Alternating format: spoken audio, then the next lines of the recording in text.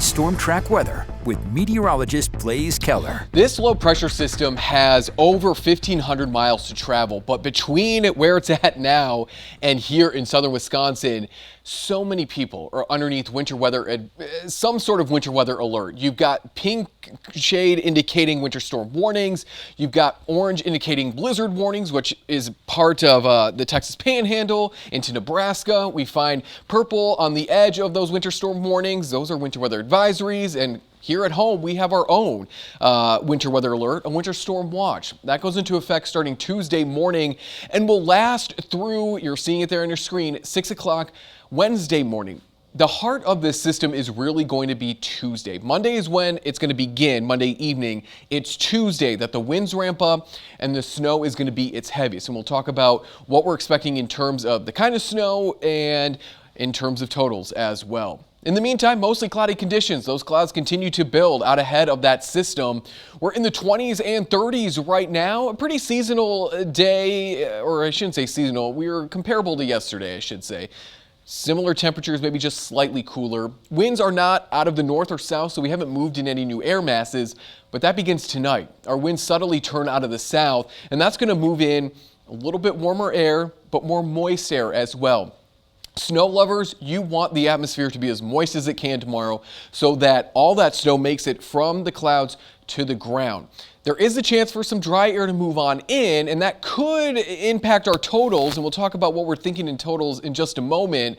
But we're also going to be tapping into Lake Michigan. We're in the start of January, and that lake is not frozen over. And as winds turn out of the east throughout the morning hours on Monday, that's pulling all of this moisture off of Lake Michigan and dumping it in central parts of southern Wisconsin. So we're looking at 10 o'clock Monday night. That snow is beginning to move its way northwards and will continue to impact us throughout Tuesday.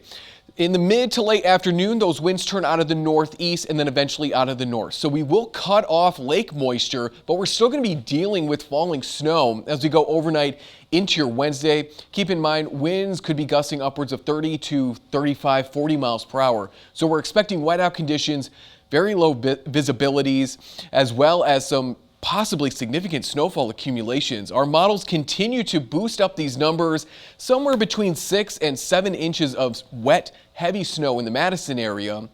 In a wider view, we did make a little tweak this evening right before the 10 o'clock. We've slid everything just slightly further north and west. We haven't really changed total projections. We've just maybe inched everything back north and west a little bit. So that would include maybe more of us in now that 6 to 8 inch range, still holding on to that 8 to 12 range, staying south of Madison for now, really hugging the state line, Greene County, Rock County, Lafayette County, and then that cuts north along the lake.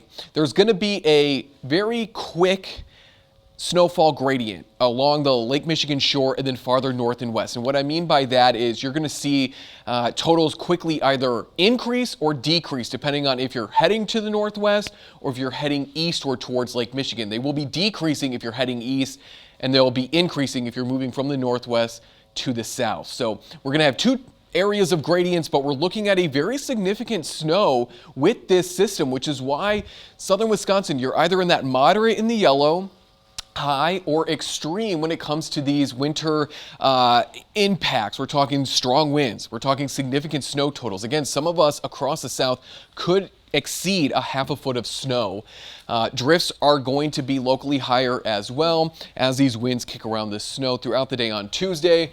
Windy, but the snow wraps up overnight going into Wednesday, maybe squeezing out some light snow Wednesday night in comparison to what we'll see on Tuesday.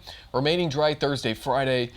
And then starting Saturday and Sunday, we feel the cold. Single digits for overnight lows and teens for high temperatures. Yeah. And if we get snow on the ground, it's going to be even colder because it's going to reflect all that heat back.